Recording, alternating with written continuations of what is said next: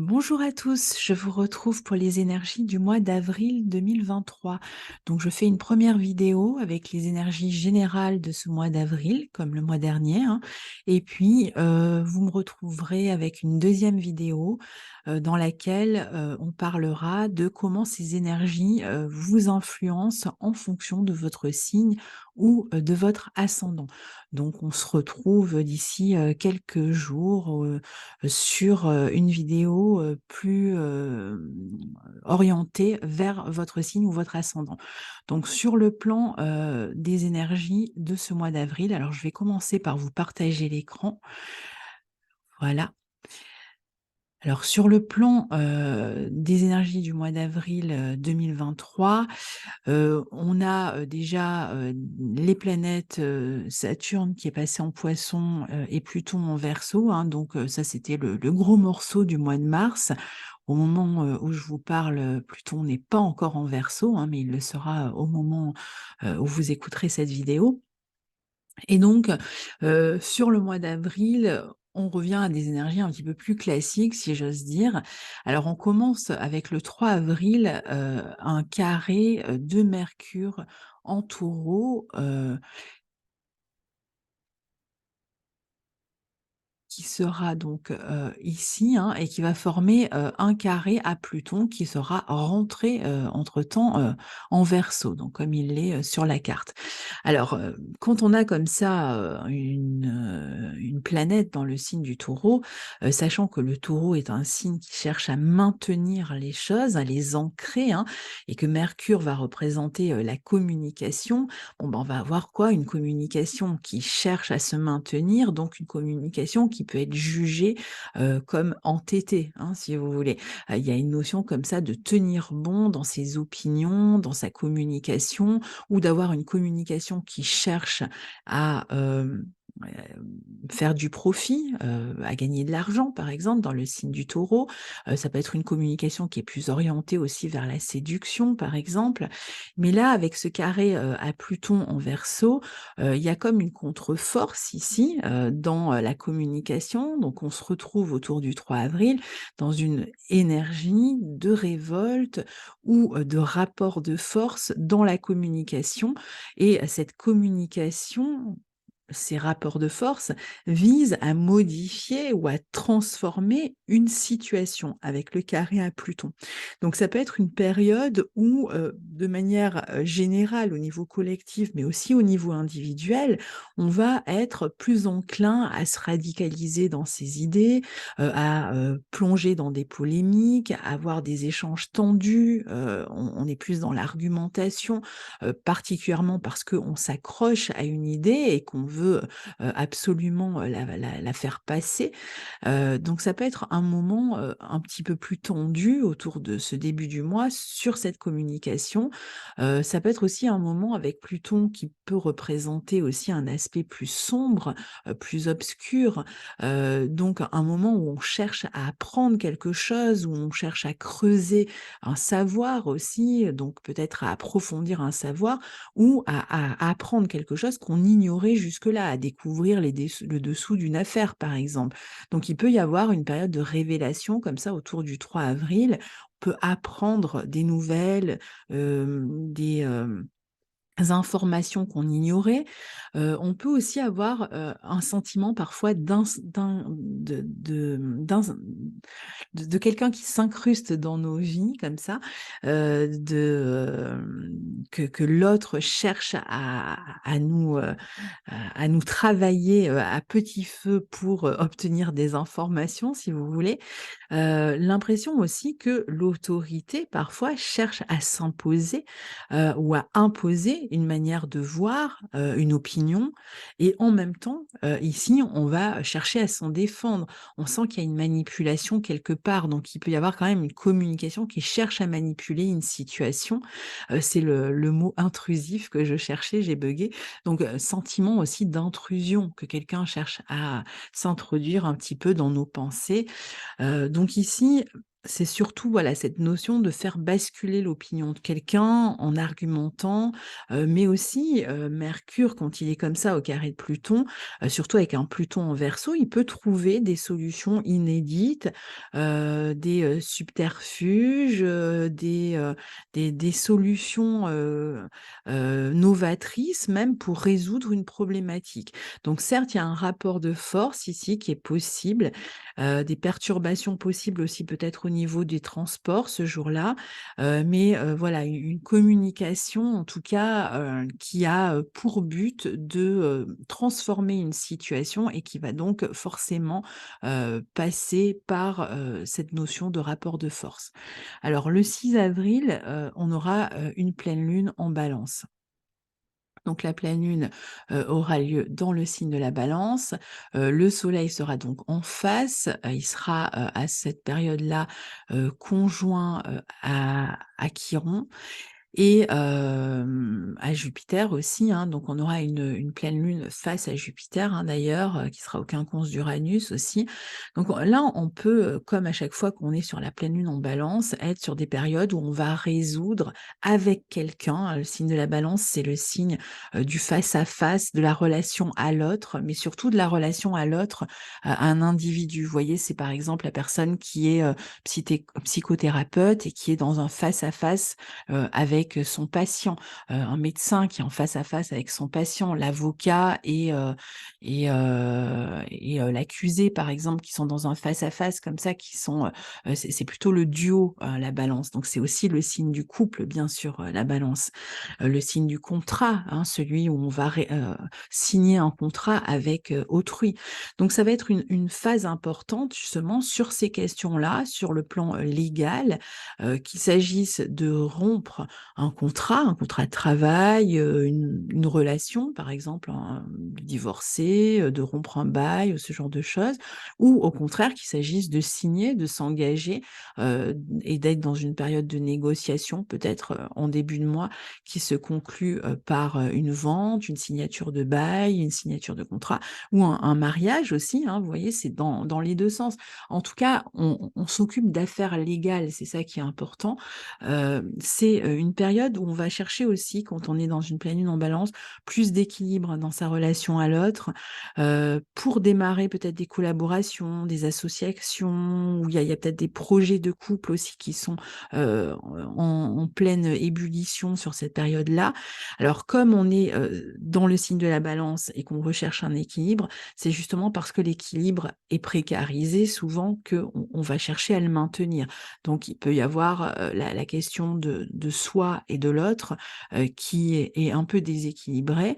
On le voit un petit peu avec le quinconce de la Lune à Uranus qui va nous parler parfois d'instabilité, peut-être face à des changements, face à de la nouveauté et dans lesquels on va, essayer de maintenir un équilibre.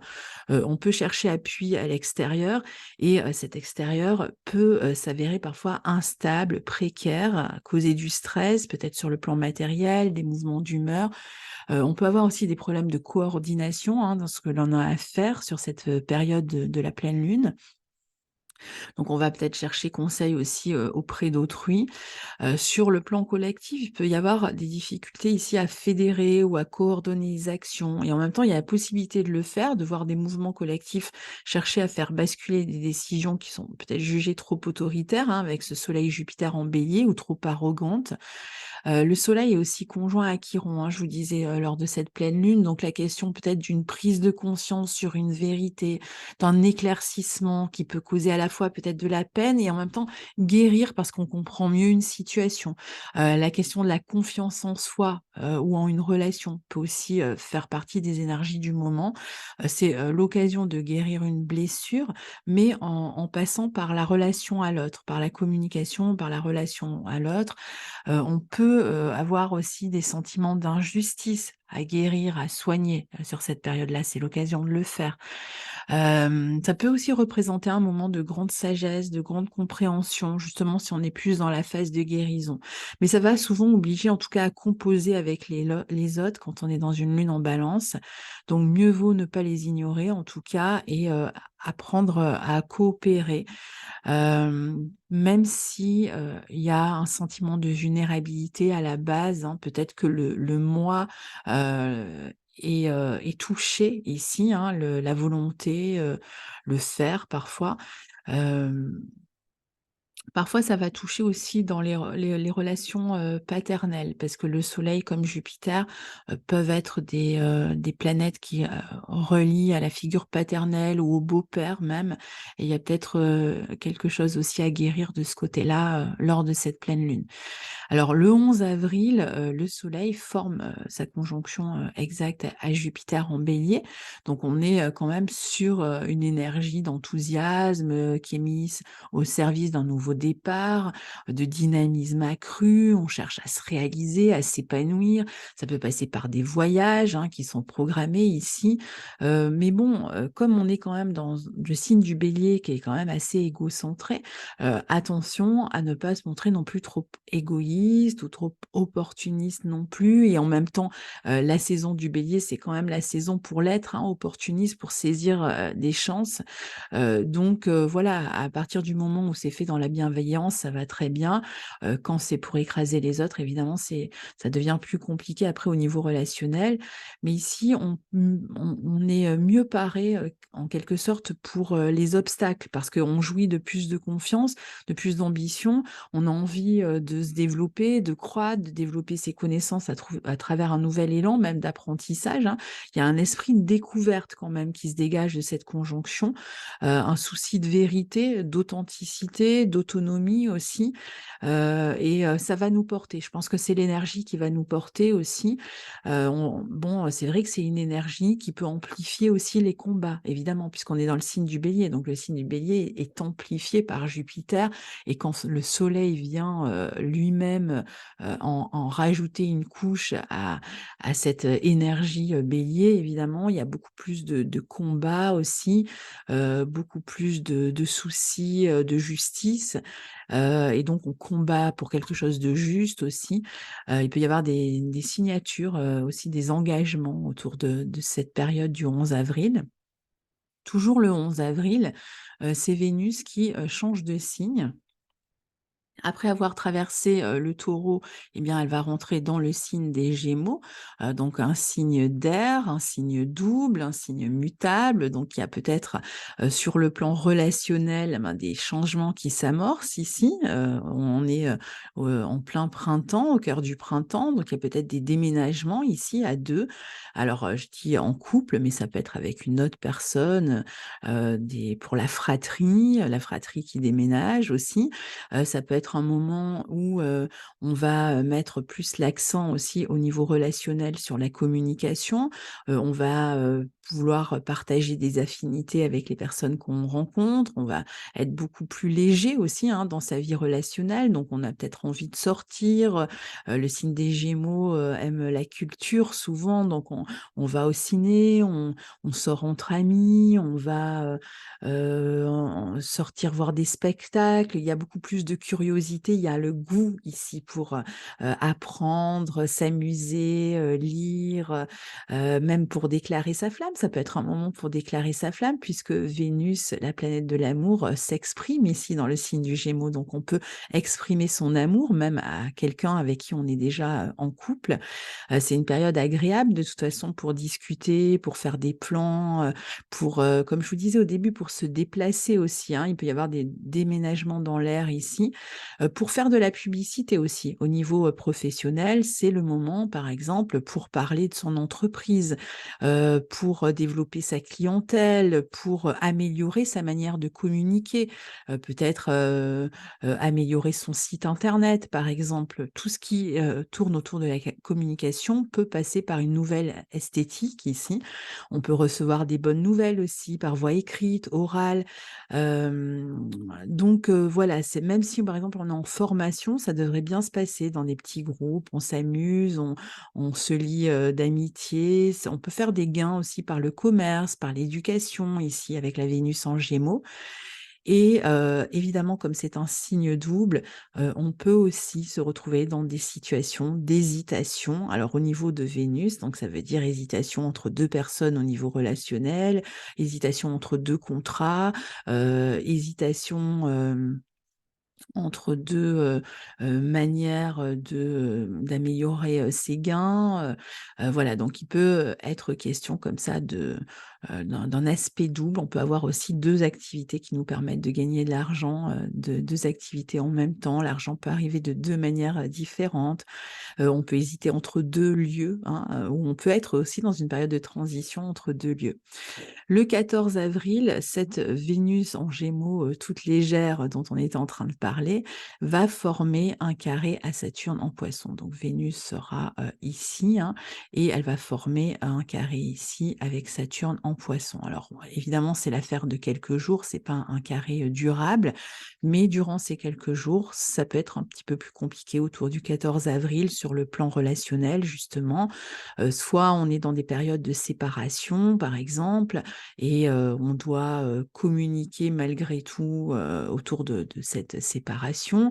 Alors quand je dis séparation, ça peut être des ruptures, affectives, mais ça peut être aussi, des séparations, géographiques, hein, qui ont lieu, durant cette période-là.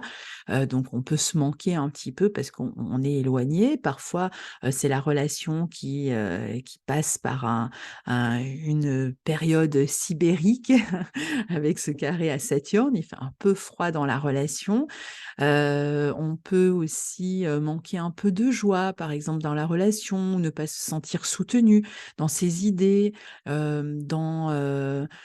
sur le plan, matériel. Il peut y avoir peut-être des dépenses un peu lourdes à porter, on est dans l'embarras, vous voyez?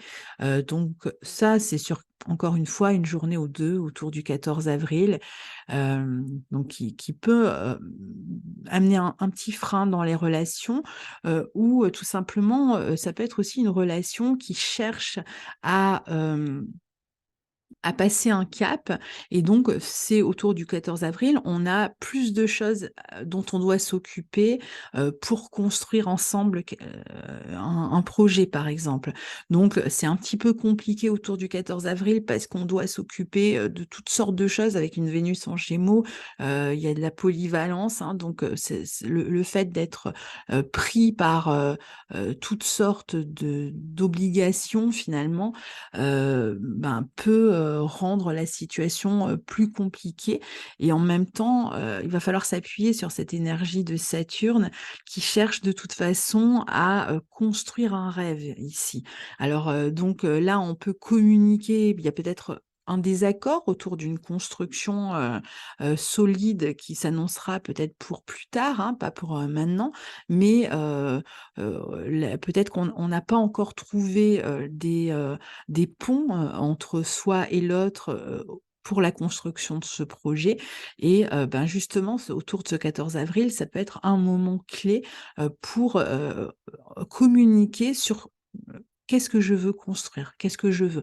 Donc ça peut, donner un petit, rapport compliqué dans la communication, et en même temps, c'est parce qu'on cherche à construire quelque chose sur le plan créatif, sur le plan affectif, au niveau, par exemple, de tout ce qui va tourner autour de l'écriture, des formations, donc ça peut être une période où on essaye de se renseigner aussi, où on cherche à savoir ce qu'il en est, par exemple, d'une formation dans laquelle on voudrait s'inscrire. C'est un exemple, hein, évidemment. Le 20 avril, on a, le soleil qui rentre en Taureau. Donc ça y est, la saison bélier, est derrière nous. Le soleil entre en Taureau, on sait que Jupiter lui succédera au mois de mai, hein. Donc là, le soleil va rentrer, dans ce signe, et va y rester, pendant un mois. Donc le soleil dans le Taureau, bon, ben, déjà on ralentit, largement, le pas, hein, par rapport quand le soleil se trouvait dans le signe du Bélier. Donc c'est très important à partir de là, de d'être à l'écoute de son rythme, de ralentir son rythme si nécessaire, hein. On peut avoir l'impression que les choses se sont un peu précipitées ces derniers mois, donc là, c'est le moment de commencer à ralentir un petit peu. Et puis, on va mettre l'accent, sur les sens, donc les et un peu plus loin sens en 2 mots, hein, sur la vie matérielle aussi, hein, peut-être qu'il y a un peu plus de dépenses aussi sur cette période-là. L'aspect pratique aussi lié à la vie matérielle, sur l'art, la beauté, l'esthétique, la mode, donc toutes les questions autour de l'esthétique et de la beauté, vont être peut-être plus importantes sur cette période-là. C'est les moments où on prend rendez-vous chez l'esthéticienne, chez le coiffeur, où on a envie d'acheter de nouveaux vêtements en voyant, la belle saison arriver.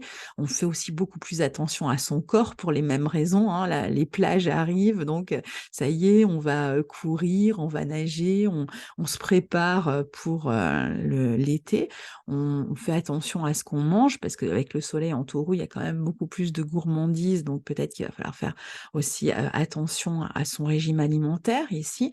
On va rechercher aussi dans nos vies plus de sécurité, on va chercher à s'ancrer davantage.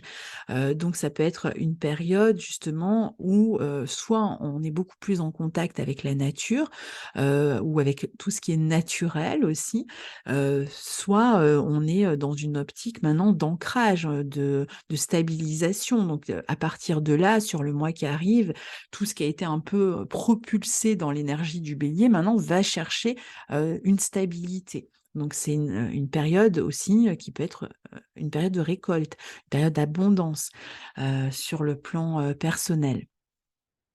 Alors ensuite, à partir, le même jour, hein, on a le 20 avril, la nouvelle lune en Bélier, c'est la deuxième nouvelle lune en Bélier. Donc ici, elle aura lieu sur la toute fin du Bélier, donc le fameux deuxième printemps et puis ce sera une nouvelle lune qui sera au carré de Pluton. Alors elle a, plusieurs particularités, cette nouvelle lune en Bélier.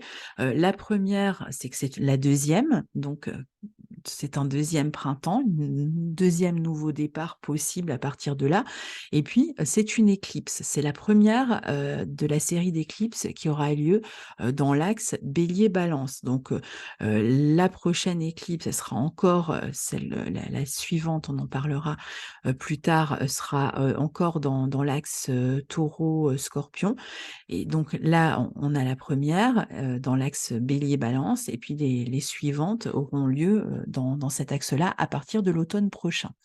Alors souvent, quand on fait des changements, ce qui va certainement être le cas pour beaucoup de personnes non seulement parce que c'est une nouvelle lune en Bélier qui amène un nouveau départ, mais aussi, parce que, on est dans un carré à Pluton et en plus c'est une éclipse solaire. Donc, voilà, ça fait beaucoup de changements, beaucoup d'aspects, de changements. Donc souvent quand on amène des changements dans nos vies dans les périodes d'éclipse, ce sont, des changements qui ne sont pas forcément durables, qui ont, une durée de vie, de 6 mois environ. Disons que la prochaine éclipse qui aura lieu dans cet axe-là, donc à l'automne prochain, pourrait, mettre un terme à des changements, qui vont démarrer, maintenant. Donc ça veut dire qu'il peut y avoir, par exemple, un nouveau contrat et ce contrat, va durer 6 mois. Ça peut être un CDD, par exemple et à la prochaine éclipse, eh bien, on voit, est-ce qu'on, renouvelle le contrat ou est-ce qu'on s'arrête là et puis on revient, vers une situation du passé? C'est possible. Alors c'est surtout le cas quand on est marqué, directement par les éclipses. Donc là, je dirais que c'est surtout, les béliers Balance qui vont être dans cette optique-là ou, ascendant Bélier, ascendant Balance, hein, c'est valable aussi dans une optique où quelque chose peut démarrer maintenant et s'arrêter dans 6 mois et ramener, à une situation du passé dans 6 mois et d'autres changements arriveront à nouveau au cours des éclipses successives qui auront lieu, dans, les mois à venir.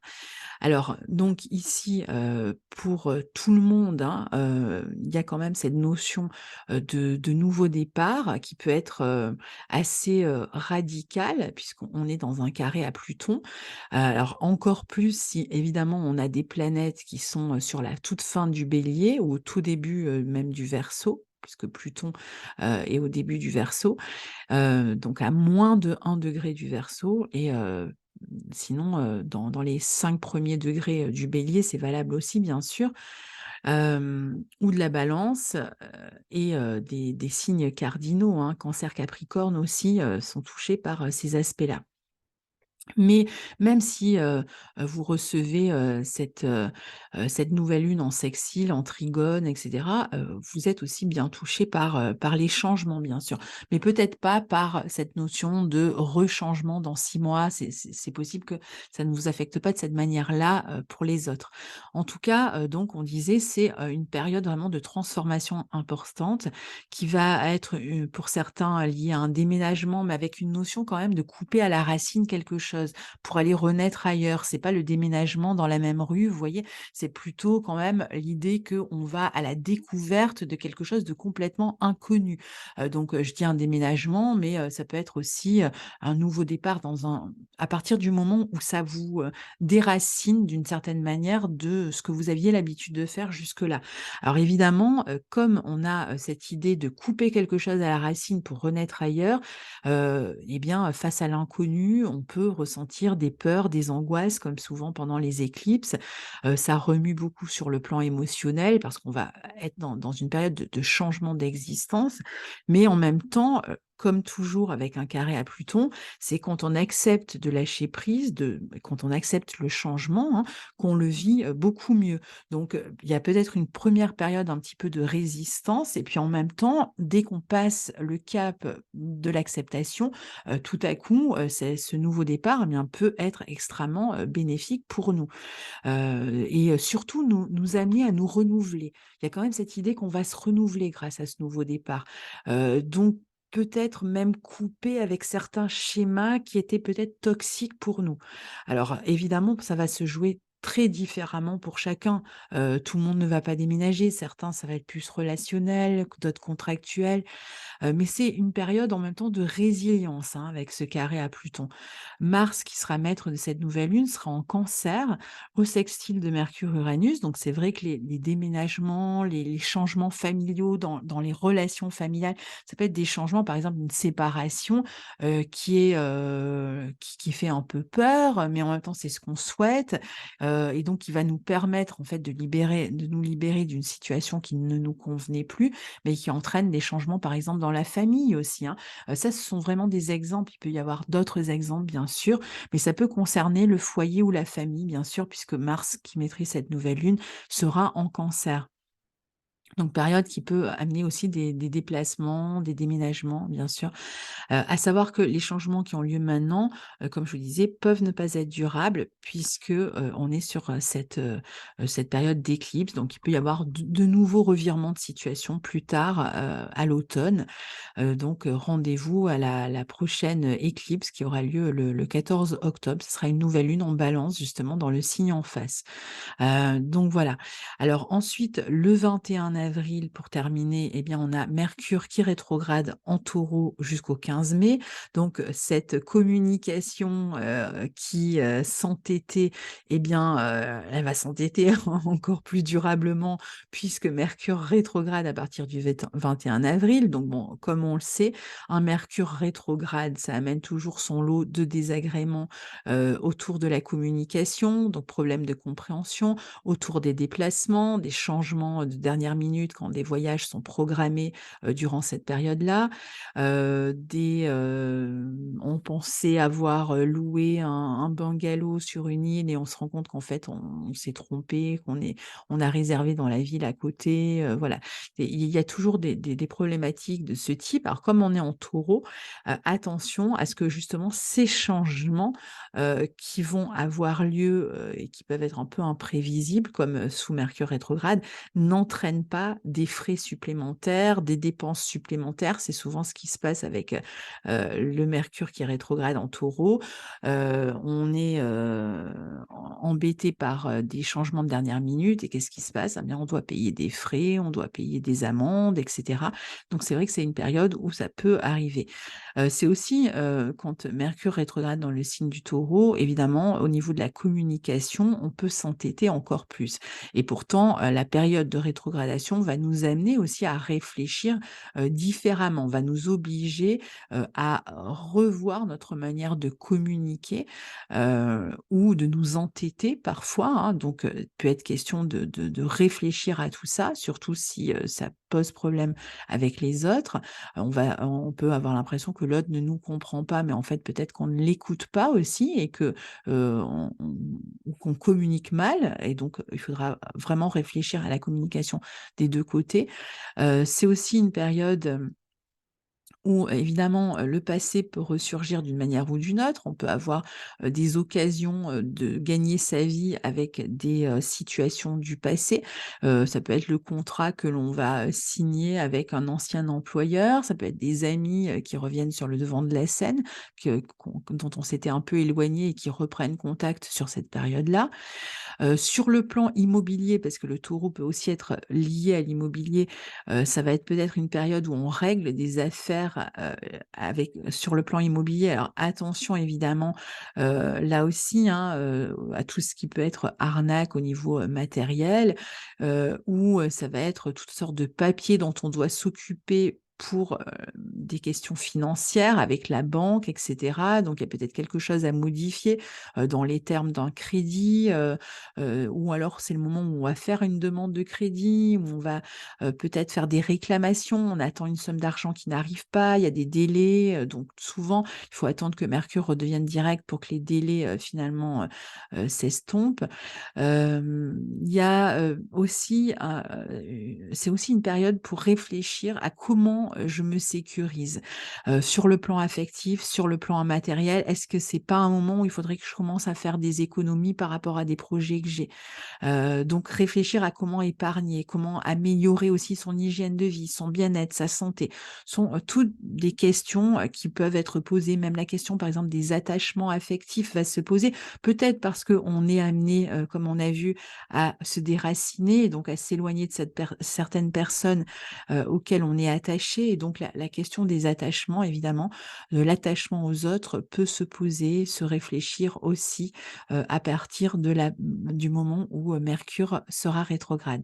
Donc voilà pour, les énergies les plus importantes de ce mois-ci. Évidemment, je ne parle pas de toutes les énergies qu'on traverse durant le mois pour éviter de faire des vidéos à rallonge. Si vous êtes intéressé, par les énergies, toutes les énergies qu'on traverse jour après jour, vous pouvez toujours, vous, procurer le calendrier que nous avons réalisé avec Guillaume Cosnier. Il est en vente sur mon site, il y a le lien en barre de description et vous aurez ici tous les transits de l'année, les uns après les autres, en signe, donc avec l'analyse des planètes en signe qui a été, réalisée par nous, les, gros changements planétaires, de l'année, le changement des nœuds lunaires, bientôt donc sur cet axe justement, Balance, Bélier et toutes les analyses, de pleine lune, de nouvelle lune et cetera de l'année. Donc voilà, si ça vous intéresse, c'est toujours là. Et bien, voilà, on a terminé pour, ce mois d'avril et donc je vous retrouve, tout bientôt là avec les énergies signe par signe, succinctes mais quand même, en pointant, ce qui va être, le plus important pour vous, durant le mois d'avril et bah, je vous retrouve très bientôt. Au revoir.